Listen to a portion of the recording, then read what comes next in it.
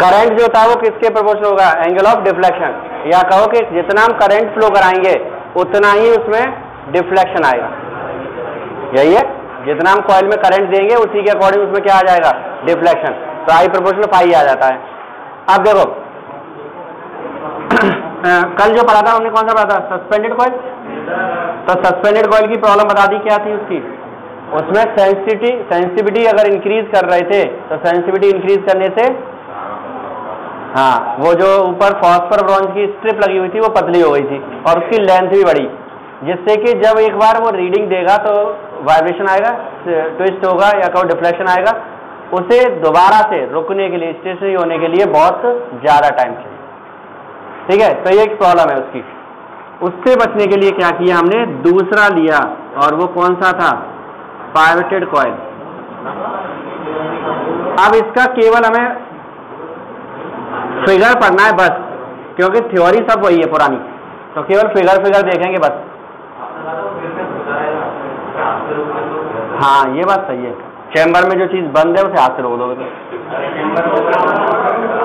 अगर चैम्बर नहीं बनाओगे उसका तो जो हवा चल रही होगी वो सब ऐसे हिलाती रहेगी।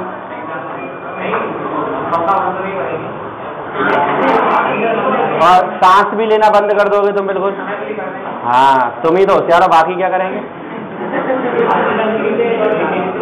चलो सुनो, पाइवटेड कॉइल गैल्वेमीटर के लिए क्या होगा,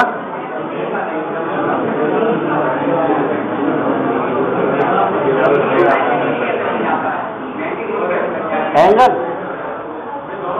ये जो बीच में कोर होगी उसके बाद इस पर रेक्टेंगुलर कॉइल होगी। ठीक है, अब जैसे ये कोर को इसी को सोच के चलो तुम, तो इसका एरिया वेक्टर ऐसे निकलेगा सब तरफ से, और अब ये जो आ रहा है यहाँ से वो भी ऐसे ही आ रहा है, तो यहाँ से कोई ना कोई लाइन यहाँ से और यहाँ से पास होगी, तो उसके लिए ये कैसा हो जाएगा, 90 डिग्री। यहाँ पर 0 होगा, 180 होगा, लेकिन कोई ना कोई इसमें ऐसा होगा जो 90 पर होगा। तो वो रेडियल जब हम तैयार करते हैं इस तरह से, तो इसमें से कुछ ना कुछ ऐसा रहेगा जो 90 पर, यानी कि मैक्सिमम टॉर्क जनरेट करेगा ही करेगा। देख लो खुद ही समझ रहे, यहाँ 90 चला गए और यहाँ से ये जाएगा ही जाएगा, इधर से भी जाएगा, इधर भी जा रहा है, वो सब जा रहा है, लेकिन ये दो ऐसे एंड होंगे जहां पर वो 90 डिग्री टॉर्क, 90 डिग्री पर मैक्सिमम टॉर्क जनरेट करेगा और कॉइल घूमती रहेगी। North pole, south pole, procedure वही, सिलिंड्रिकल हमारे पास कोर है, उस पर एक इंसुलेटर फ्रेम बनाएंगे और उसके ऊपर कॉइल रैप कर देंगे इस तरह से। और अब इसे हमने क्या किया है, यही 2 पाइवट के बीच में से हम इस तरह से फिक्स कर रहे हैं, इस तरह की कंडीशन हो गई है। तो अब इनके बीच में ये क्या कर सकता है, आराम से घूम सकती है। ठीक है, रीस्टोरिंग टॉर्क जनरेट के लिए करने के लिए क्या करेंगे, स्प्रिंग लगाएंगे यहाँ पर, और स्प्रिंग भी किस तरह से, ये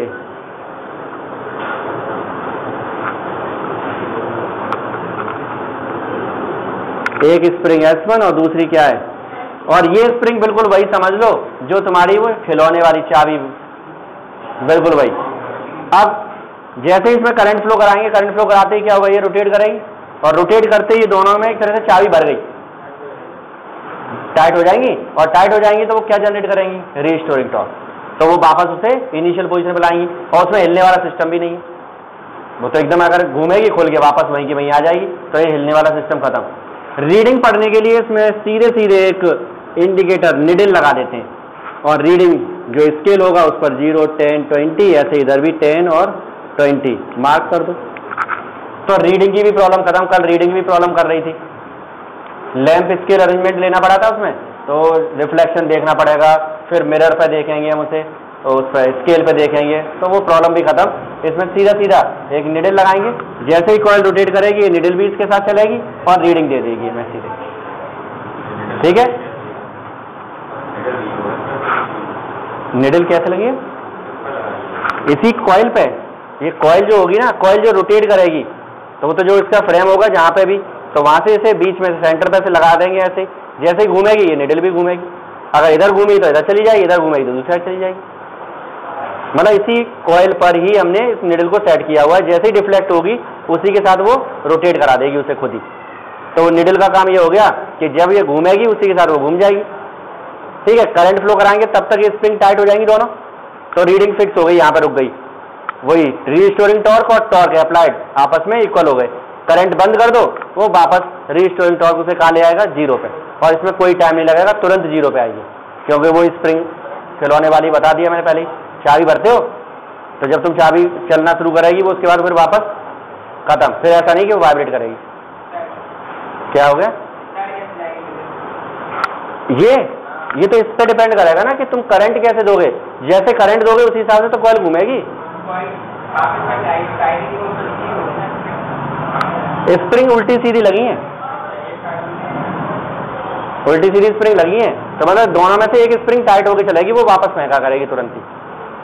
लगी है उल्टी सीधी सीधी, सही है। तो बाकी वर्किंग प्रिंसिपल सब वही पुराना है, नया कुछ भी नहीं। वही तो पूछ रहा है, मैं कहता रहा हूँ दोनों स्प्रिंग अपोजिट लगाएंगे, मतलब इनमें से एक स्प्रिंग जो है वो टाइट होगी, दूसरी लूज किया करेगी, लेकिन जो एक स्प्रिंग होगी वो उसे एक साइड में देखेगी, दूसरी वाली स्प्रिंग दूसरी साइड देखेगी। मतलब ऐसे समझ लो दो में से एक स्प्रिंग रीस्टोरिंग टॉर्क लगाएगी, दोनों नहीं, एक बार में एक स्प्रिंग काम कर रही है, ऐसे समझ, ठीक है। एक या तो ये टाइट होगी या ये वाली, एक काम करेगी, एक खींच लिया करेगी उसे घुमा के, सही है। दो स्प्रिंग लगा दो, जैसे अगर ऐसे घूमी तो ये वाली टाइट होगी सपोज, तो ये दूसरी वाली लूज हो जाएगी उस समय, और जब उल्टा चलेगी तो ये वाली टाइट हो जाएगी, ये लूज हो जाएगी। तो टॉर्क एक लगाएगी, वो उसे रोटेट करा देगी। अब हमें इसका पढ़ना है सेंसिटिविटी। सेंसिटिविटी और सेंसिटिविटी भी दोनों पढ़नी है हमें, करंट सेंसिटिविटी और वोल्टेज सेंसिटिविटी। वोल्टेज सेंसिटिविटी,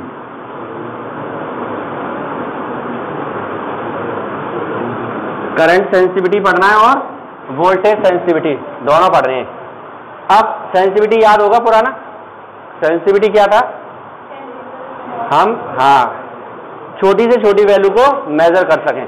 छोटी वैल्यू मेजर कब होगी कि अब जैसे करंट की बात करें तो हमने करंट दिया, करंट जरा सा भी जाएगा डिफ्लेक्शन आना चाहिए। जब हम करंट दे रहे हैं, थोड़ा सा करंट दें तो थोड़े से करंट में भी डिफ्लेक्शन दिखाई देना चाहिए। अगर करंट थोड़ा सा देंगे और डिफ्लेक्शन नहीं आ रहा है तो फिर गड़बड़ है। इसीलिए कल हमने क्या किया था, याद है, I = C∅ था, तो हमने बोला था कि सेंसिटिविटी इंक्रीज करने का मतलब है कि C की वैल्यू को कम कर दो। C कम हो गया तो थोड़ा सा भी करंट जाएगा तो फाई बड़ा ही आएगा, क्योंकि C सपोज अगर C5 हो गया, सपोज बड़ा हो गया, अब इसमें से हमने 1 एम्पियर करंट दिया इसे, तो ये डिफ्लेक्शन तो इसका पॉइंट में चला गया, तो थोड़ा सा डिफ्लेक्ट होगी तो रीडिंग सही नहीं देगा। इसीलिए C को कम किया था, और C को कम करते करते वो प्रॉब्लम आ गई थी फॉस्फोर ब्रोंज की स्ट्रिप के साथ। C L और R पे डिपेंड कर रहा था, बताया था कल, ठीक है। तो वो प्रॉब्लम सॉर्ट आउट हो गई थी यहाँ से। वही दोबारा से आ जाओ, तो करंट सेंसिटिविटी को हम रिप्रेजेंट कर रहे हैं SI से, और ये इक्वल होगा φ/I। Phi angle of deflection और I करंट, मतलब यूनिट करंट अगर हम देंगे इसे तो यूनिट करंट देने से भी क्या आएगा वहां पर, डिफ्लेक्शन। तो सेंसिटिविटी क्या हो गया, डिफ्लेक्शन फॉर यूनिट करंट। इसके हिसाब से अगर डिफाइन करें तो क्या है सेंसिटिविटी, करंट सेंसिटिविटी क्या है, डिफ्लेक्शन है किसके लिए, यूनिट करंट के लिए। मतलब करंट दो, जितना डिफ्लेक्शन आ रहा है वही इसकी क्या है, सेंसिटिविटी। इसमें वैल्यू पुट कर रहे हैं हम, φ/I की वैल्यू एक है, इससे पहले आई है, कितनी है, C/NAB। I = देखो C/NAB × फाई।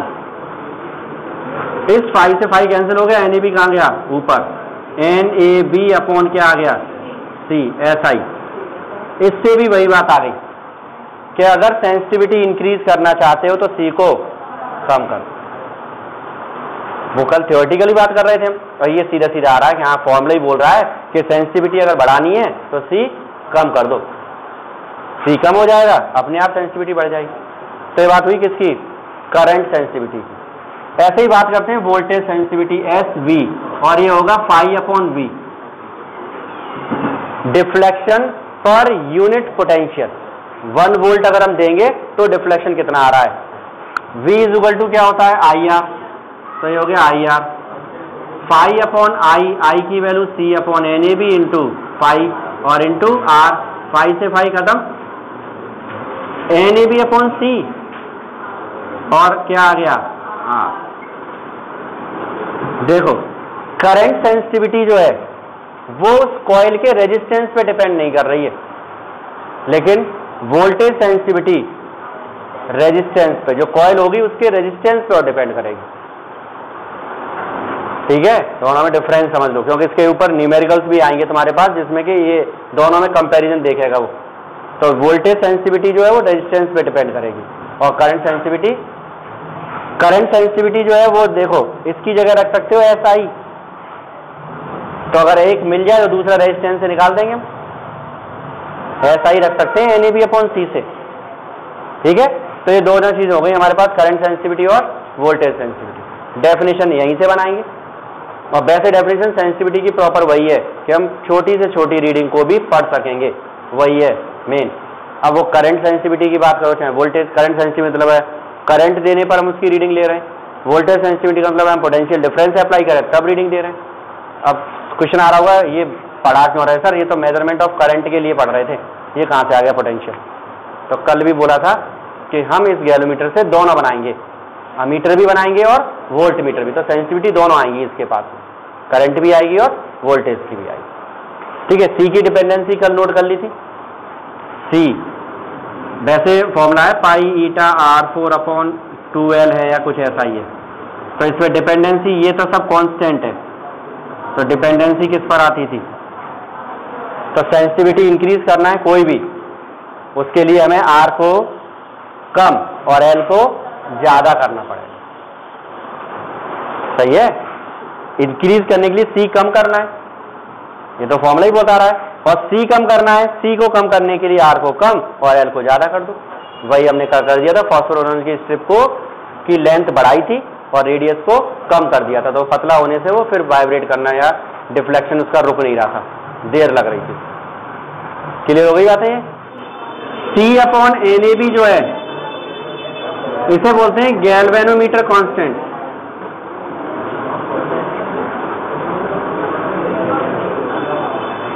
C/NAB को गैल्वेनोमीटर कांस्टेंट G भी से भी बोल देंगे और K से भी रिप्रेजेंट करते हैं, कुछ बुक्स में K लिखा है कुछ में G लिखा हुआ है, G ले लेते हैं, तो C/NAB क्या बन जाएगा? G, galvanometer constant.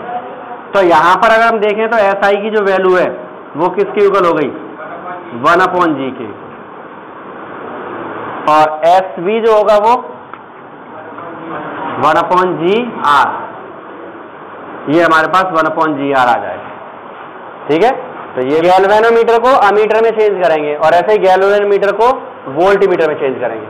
और एकदम सिंपल सा प्रोसीजर है कि जब हम अमीटर बनाएंगे, ठीक है, तो अमीटर बनाते समय क्या होगा? पहली चीज सोचो, अमीटर आइडियल अगर है, आइडियल अमीटर का रेजिस्टेंस कितना होता है? 0। आइडियल जो अमीटर होता है उसका रेजिस्टेंस 0 होता है। इसका मतलब है हम गैल्वेनोमीटर का रेजिस्टेंस 0 तो नहीं कर सकते, लेकिन कम तो कर सकते हैं। गैल्वेनोमीटर का रेजिस्टेंस 0 नहीं कर सकते, लेकिन कम कर सकते हैं। और कम कैसे होता है रेजिस्टेंस? सीरीज में लगा के या पैरेलल में? पैरेलल, पता है ना, पैरेलल में रिजल्ट जो आता है वो लोएस्ट जो होगा सबसे कम, उससे भी कम आता है। ठीक है, तो जब हमें कम करना है तो हम क्या करेंगे? जो हमारे पास गैल्वेनोमीटर है उसके पैरेलल में लो रेजिस्टेंस लगाएंगे, और पैरेलल में जब लो रेजिस्टेंस लगाते हैं तो उसका एक सीधा सीधा नेम है शंट। क्या करते हैं? शंट लगा देते हैं। अगर ये वर्ड लिखा हुआ है तो समझ लो low resistance in parallel. Shunt का अपना ही मतलब है सीधा सीधा, लो रेजिस्टेंस किस में लगा हुआ है? पैरेलल में लगा हुआ है। तो यही काम वापस चलते हैं। देखो ये हमने लिया गैल्वेनोमीटर, पूरा एपेरेटस न बना के बस वो गैल्वेनोमीटर का सिंबल ले लिया हमने। अब क्या करना है हमें? इसके पैरेलल में एक लो रेजिस्टेंस वायर लगा देना है और उसको हम क्या बोलेंगे? Shunt, S। ठीक है, यहां से टोटल करंट जाएगा I, उसका एक पार्ट जाएगा इसमें और बचा हुआ इसमें। गैल्वेनोमीटर में कितना दें हम करंट? तो हमने क्या किया भाई, गैल्वेनोमीटर में इतना करंट तो भेज ही दो जिससे कि जो अभी हमने रीडिंग लेने के लिए उसमें निडल लगाई थी, वो निडल कम से कम 0 से मैक्सिमम तक चली जाए। जो भी उसका मैक्सिमम लिमिट होगी, 10 है तो 10, 20 है, 30 है, जितना होगा वो भाई ऐसे स्केल होगा 0 से 10, 20, 30, 40, 50 जितना भी होगा। अगर ये 40 तक है तो 40 तक जाए, 50 तक है 50 तक जाए, 5 है तो 5 तक जाए। मतलब यहाँ से जो निडल है वो पूरी की पूरी यहाँ तक आनी चाहिए। वो हरे ऑपरेटर्स का पता लग जाएगा, वो इसी से पता लगाएंगे जो हम सॉल्व कर रहे हैं अभी। और इसको हम बोलते हैं IG। IG को कहते क्या है? IG को बोलते हैं full scale deflection current.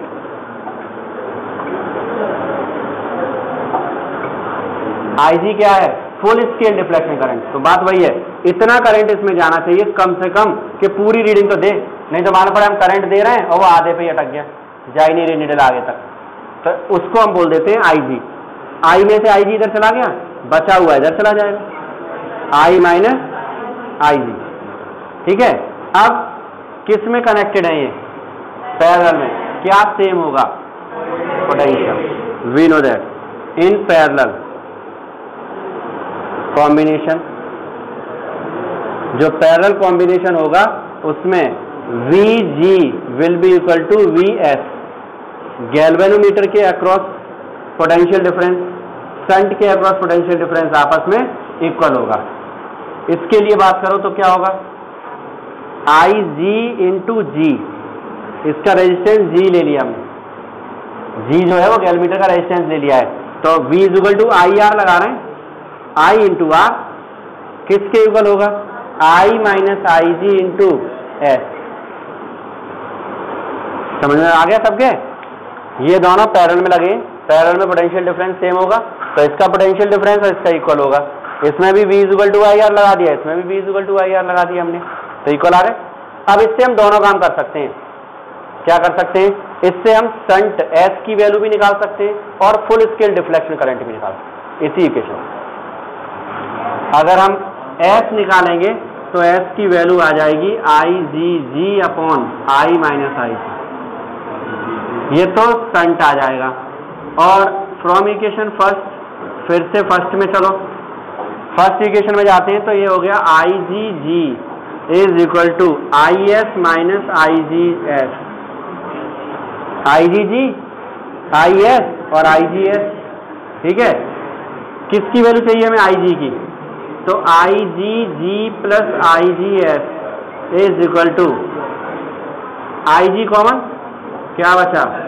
G plus S IS, तो IG की value IS upon G plus S। अब ये फुल स्केल डिफ्लेक्शन करंट मिल जाएगा, क्योंकि गैल्वेनोमीटर तुमने बनाया है तो उसका रेजिस्टेंस में पता है, जो शंट तुम लगा रहे हो वो भी पता है, और कितना करंट तुम दे रहे हो उसे वो भी पता है, तो ये हमें पता लग गया फुल स्केल डिफ्लेक्शन करंट कितना होगा। ठीक है। तो ये फुल स्केल डिफ्लेक्शन करंट, और अगर हमें IG पता है तो हम ये भी देख सकते हैं कि जैसे हमें मालूम है कि हमने जो बनाया है ऑपरेटर वो 5 एम्पियर का है, 5 एम्पियर का करंट इसके पास चाहिए भाई, वो तो स्केल तो हम बनाएंगे, 5 एम्पियर का बना रहे हैं, 0.5 का बना रहे हैं, 1 एम्पियर का बना रहे हैं, तो हमने पता लग गया कि IG 1 एम्पियर है। जब IG पता लग गया, गैल्वेनोमीटर का रेजिस्टेंस पता है, और कितना करंट यहाँ आ रहा है सर्किट में वो भी हमें पता है, तो किसकी वैल्यू पता लग जाएगी? S कि कितने ओम का रेजिस्टेंस लगा दें जिससे कि इतने करंट पे काम करता रहेगा। तो ये दो वैल्यूज हमसे पूछी जाती हैं, फुल स्केल डिफ्लेक्शन करंट बताओ और शंट बताओ। अगर हम रेजिस्टेंस ऑफ अमीटर निकालें, रेजिस्टेंस ऑफ अमीटर, तो सीधे सीधे 1 अपॉन R किसके इक्वल होगा? 1 upon G plus 1 upon S। Ammeter का जो रेजिस्टेंस है, अमीटर के लिए 1 अपॉन R हो जाएगा, RA अमीटर का रेजिस्टेंस, और पैरेलल में लगे, पैरेलल में 1 अपॉन वाला फॉर्मूला लगेगा। कौन? अमीटर। ये पूरा सर्किट ही अब अमीटर का काम कर रहा है, समझ गए? गैल्वेनोमीटर देखना, जो गैल्वेनोमीटर था ना, गैल्वेनोमीटर को सोच लो, उसमें से जो कॉइल है उस कॉइल में एक वायर ही तो लगाना है, उस पूरे एपेटस में एक वायर लगना है छोटा सा, बस कुछ काम नहीं है वहां पे। ठीक है। अब गैल्वेनोमीटर इनटू वोल्टमीटर, वोल्टमीटर फिर वही आइडियल वोल्टमीटर का रेजिस्टेंस इनफाइनाइट, जो अमीटर होता है उसका आइडियल मीटर का रेजिस्टेंस होता है 0, लेकिन जब आइडियल वोल्टमीटर की बात करते हैं तो इनफाइनाइट रेजिस्टेंस है, इन्फिनिटी हो नहीं सकता किसी का रेजिस्टेंस, लेकिन हम रेजिस्टेंस को मैक्सिमम तो ले जा सकते हैं, और मैक्सिमम के लिए हम क्या करेंगे, सीरीज में लगाएंगे, और वो भी कैसा, हाई रेजिस्टेंस, जितना ज्यादा लगा लो उतना अच्छा। तो इसे बनाने के लिए हम हाई रेजिस्टेंस इन सीरीज, बस यही याद रखना है कि वोल्टमीटर अगर बनाना है तो गैल्वेनोमीटर के साथ हाई रेजिस्टेंस को सीरीज में कनेक्ट कर दो, वोल्टमीटर तैयार। गैल्वेनोमीटर ये है हमारे पास में G, और इसमें हमने क्या किया, इसके साथ सीरीज में एक हाई रेजिस्टेंस R कनेक्ट कर दिया। अब ये जो बन गया है, ये जो दिख रहा है यही क्या है, वोल्टमीटर। गैल्वेनोमीटर के साथ एक रेजिस्टेंस लगा दिया तो यही क्या चीज है, वोल्टमीटर। ठीक है, अब इसमें करंट डिस्ट्रीब्यूशन का कोई चक्कर है नहीं, तो यानी कि यहां से जो करंट जाएगा वो सीधे सीधे क्या होगा, IG ही होगा, क्योंकि हमें डिफ्लेक्शन फुल ही रखना है, तो करंट IG ही एंटर कराएंगे हम यहां से और यहां तक, यहां से यहां तक सपोज पोटेंशियल कितना है इसका, V, मतलब जो वोल्टेज देगा, ये रीडिंग कितनी देगा, वो है V। ठीक है, तो V फिगर से किसके इक्वल है बताओ, V किसके इक्वल है, IG प्लस, यहाँ टोटल पोटेंशियल जो होगा वो इसके अक्रॉस प्लस इसके अक्रॉस होगा, तो V इज इक्वल टू क्या होगा, IG प्लस IG R। इसमें भी दोनों काम करने हैं, जो रेजिस्टेंस हम लगा रहे हैं उसका भी वैल्यू निकालनी है, और दूसरा फुल स्केल निकालना है। तो पहले करंट निकाल लें, IG प्लस R V के इक्वल, तो IG किसके इक्वल होगा, तो फुल स्केल डिफ्लेक्शन करंट आ जाएगा। इसे इक्वेशन फर्स्ट बोल देते हैं, फिर चलते हैं फ्रॉम इक्वेशन फर्स्ट।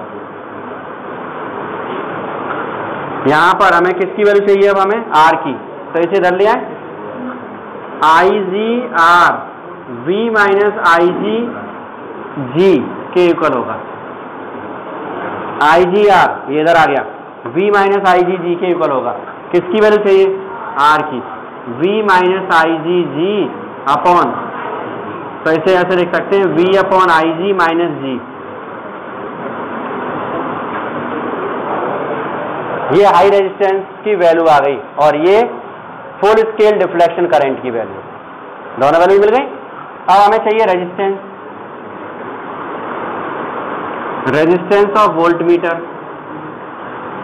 वोल्टमीटर का जो रेजिस्टेंस होगा वो RV इज इक्वल टू सीधे सीधे किसके इक्वल होगा, किस में कनेक्टेड है, सीरीज में। सीरीज में क्या होता है, R1 प्लस R2, तो क्या हो गया G प्लस R। तो दोनों याद हो गए। अमीटर में क्या करना है, लो रेजिस्टेंस इन पैरेलल कनेक्ट करना है, और वोल्टमीटर में हाई रेजिस्टेंस सीरीज।